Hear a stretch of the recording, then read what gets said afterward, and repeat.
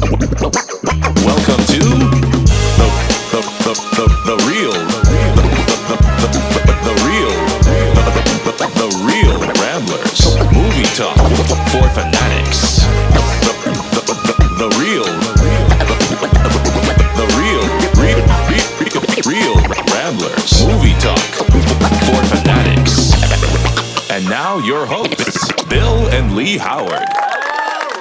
Hello and welcome to the Real Ramblers. This is Bill. This week we're bringing you another Vintage Ramble. This was from quite a while ago, an interview I did with Dee Wallace. Please don't mind the quality. It was a time when technology was not quite as advanced as it is now. Like me. Anyway, it's a great interview with Dee. She's an iconic actress known for some great horror roles, including Cujo and The Howling, and some mega blockbusters like E.T. She couldn't be more of a doll. She was wonderful to talk to, and I hope you enjoy it. Keep on rambling. Hello, Mr. Beal. Hello. I hope I'm on time. Yeah, you are. Okay, yeah. Perfect. You can hear me okay? I've got you on speakerphone so that I can record it. I hear you fine. Excellent. We're all set then. How are you? I'm awesome. Thank you. That's great. I'm very excited to talk to you, actually. I go to a lot of horror conventions and stuff, and on a couple of occasions, I've been looking forward to meeting you at one, and for one reason or another, I've missed you every time. Well, we better fix that then. That's right, yeah. So I just watched Exit Humanity last night. Yes. And it was pretty cool. It's very amazing film that they turned out, isn't it? It's very different from what I was expecting, and I don't know, the look of the film was gorgeous.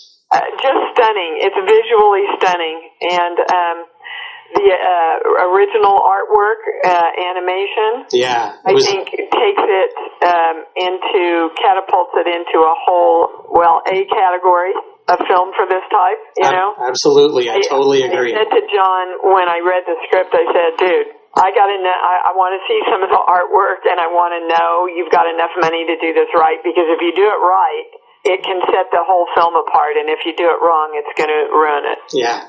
No matter what else you do, it'll ruin it. And he sent me and showed me some of this stuff, and I went, oh my God, it's brilliant. And what an innovative idea and gutsy, creative idea, right, to do in this kind of film. And then, also I read the script. I loved the script. I know there's zombies in it, but I don't really think of it as a zombie movie. I think of it as kind of a relationship film of man with himself and searching for himself and the meaning of life and all that stuff. Set against the metaphors of these zombies, these fears that eat us up. Right? Yeah, it was. It had so much. I love the character. What, baby? Sorry, it had so much more dialogue than you're used to in a genre film. You're very right on that. It really seemed like more of a drama that just happened to have zombies in it. Yeah, and I think that's really what's going to make it and set it apart. And it's just so freaking beautiful. And the talent, the amount of talent in front of and behind the camera, the artists, the set designers, the writers, the director, everything. Yeah. Was just, it was a real honor for me to participate with all that talent up there. And it really was kind of, let's put on a show, you know? I mean, it was raining. We had mud was unbelievable. Yeah. They were building sets the day before where they had to shoot in them, you know? And yet, in the midst of all of that, there was this knowing and this knowledge that we had something really special here. And that it was really about the talent. Right? Right. And that's really refreshing after being in the business for 40 years. Yeah, and two of your co-stars are two of my all-time favorites, Bill Moseley and Stephen McHattie. Yeah. They chewed up that scenery, didn't they? They did, absolutely. Stephen McHattie in particular is one of my all-time favorites, and I think he's drastically underused. Well, yeah. In films, I think you could say that about a lot of us, quite frankly. Yeah, very true. Very true. We have films with kids that have never acted before and somehow, they become big stars and in big movies that make big money, and there's no rhyme or reason to our business. There's just not. And then you have people that are exceptionally talented who haven't worked in 5 years. Yeah. There's no way to figure it out. Doesn't make sense. Well, I think that's one of the things I love about the horror genre and why it's so dear to me is because I think that unlike any other genre, horror embraces its actors and gives them opportunities over and over and over again, whether it be in starring roles or in supporting roles. It's a very community-based genre. That's true. That's very true. And it's one thing, I'm coming out in Lords of Salem, Rob Zombie's new film. Yeah. That's one thing I love about Rob is he uses all of the horror icons all the time. Yeah. He's not afraid, and as a matter of fact, he embraces using the older actors that have proven themselves in this genre over and over and over. And I really applaud him for that. Yeah, me too. And I think he's smart to do it because he knows they're going to deliver, and they do in all of Rob Zombie's films. Everybody that's a genre actor or a character actor or just favorites of the fans. It's so great to see everybody in his films and being used like that. Yeah, boy, don't miss Lords of Salem. It's a pretty phenomenal film. I can't wait. I'm a huge... and as a matter of fact, I haven't heard from him yet, but I sent Rob a copy of Exit Humanity, and I said, look, I want you to see this, and I want you to see what these young filmmakers did, because he celebrates that a lot. Yeah. So I'm sure I'll be hearing from him once he gets off tour, and he has time to watch it, because I was really happy I could share the beauty of that of their work with Rob, Absolutely. He's, I really admire guys like him that, they're almost like champions for the genre and for smaller, level, if you want it, smaller budget filmmaking. Well, I think if anything, Rob is a champion for the guy who wants to do it himself. Yeah. And knows he can do it himself. And that's exactly what this group of guys in John and Matt and all the boys that have been together for so long, as friends since childhood, yeah. They want to do it their way. They are choosing to do it their way. And that excited me, especially because I could tell that they knew what they were doing. Right. Right? So I think they've really got something here, and I'm hoping that they continue the sale of this with DVDs and everything will help them continue to do bigger and better films. I hope so too. I think Exit Humanity should have had a theatrical release. Yeah, I think so. It definitely looks the part. Nobody would have gone into a theater and thought, "Oh, this looks made for video." Oh, no way! No way! No. It's way beyond the money they spent on it. And that's the sign of a good filmmaker, whether you're Spielberg or, doing your first film. Absolutely. So with you, a lot of your classic films, of course, are horror with the Howling and Cujo and Hills Have Eyes and Frighteners and the Rob Zombie stuff. What keeps you returning to the... Well, I think I'm kind of known for it now, But I've got to tell you, I love playing emotion.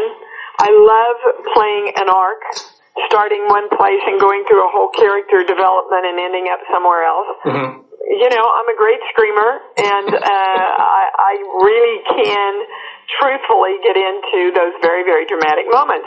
And that's what I love to do as an actor. For me to do light comedies my whole career would bore me to death.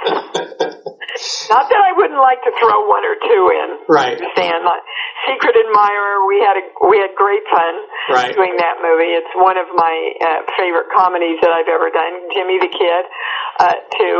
Right. But again, I had an arc to play. I really had a developed character to play, and that's what I loved in the character in Exit Humanity. She goes from this recluse and this fearful woman to opening her home up to these three younger people, and then we find out why, and why she's been so instrumental in the whole thing, and the grief and the forgiveness that she's looking for. And, you know, it was just a multi-level, but it had to be a very subtle performance. Yeah. Right? So it wasn't screaming, crying, you know, get me away from the werewolf thing. Well, what I really liked about your performance is even before we find out what the character's involvement in the whole genesis of the story was, you could see guilt on her face from the first time you saw her, that she was really. What a nice compliment! Thank you. I thought so, because as soon as your character came on screen, I thought there's something. She just looks so sad and like she's struggling with, like there's a reason she's out there. And then when I found out the twist, I was like, wow, well there you go. Oh, well, that's a lovely compliment for an actor. Thank you. I know that the first time I said to them, guys, you've got to give me enough money to buy a black wig because there's no way you're going to buy this character with short, perky blonde hair. Right? So they did, and the minute I put the clothes on and the makeup and the hair, I couldn't stand up straight.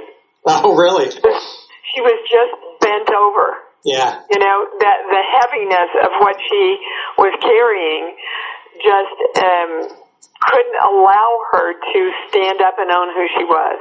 And I found that really interesting.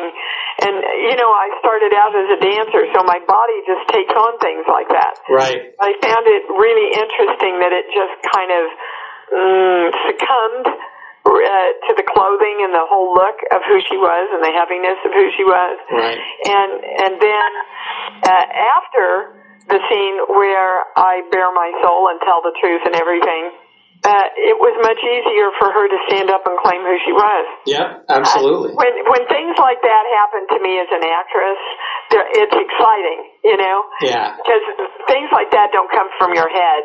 They come because you literally are the character, and it's happening to the character.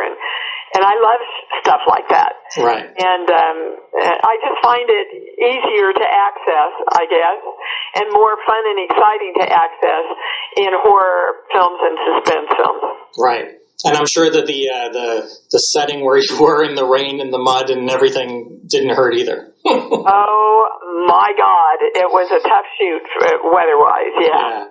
And, you know, and that was a set that was built, so there wasn't really any heat in it. Right. Right? So we had some little heaters in there, but it was challenging. It was really a challenging shoot physically. Right. And then emotionally. But again, the knowledge and the respect that we all had for each other around the talent just kind of put the other stuff on the back burner. Right. Well, the last question I had for you was, do you have a dream project or role or person that you haven't worked with yet that you'd really like to? Oh, yeah, Anthony Hopkins. Really? That's great. Always wanted to work with Anthony Hopkins. J.T. Molnar has written a script for me that I really want to get done, and I just sent it over to my agents to see how we could take some steps to do that. You know, I want to be challenged more. I've been used in the last few years as, well, Dee Wallace, and she has a name and she has a following here. Right. So here's a little cameo and there's a little cameo. And I really want to be challenged again with a part like Cujo. Right. That I can really get my teeth into, you know. Right. And challenge myself with. So that's what I'm looking for right now. Well, I hope that comes along because you're great to watch on screen, and I've always enjoyed your performances, and I hope you get exactly what you're looking for. Thank you, darling. I appreciate that. Thanks for all your kind comments. And, yeah, let's hype this film and get it out there. Absolutely. Well, it was a pleasure talking to you. You too, sweetheart. Have a great day. And next time you go to a horror convention, I'll make sure I get there and meet you in person. Hey, you better. I will. All right, baby. Have a great day. And then, Thank you. Thanks for listening to The Real Ramblers. Follow us on Instagram at Real Ramblers. That's REEL Ramblers. And you can follow Lee at Lee Howard _art and Bill at JustTheBill1138.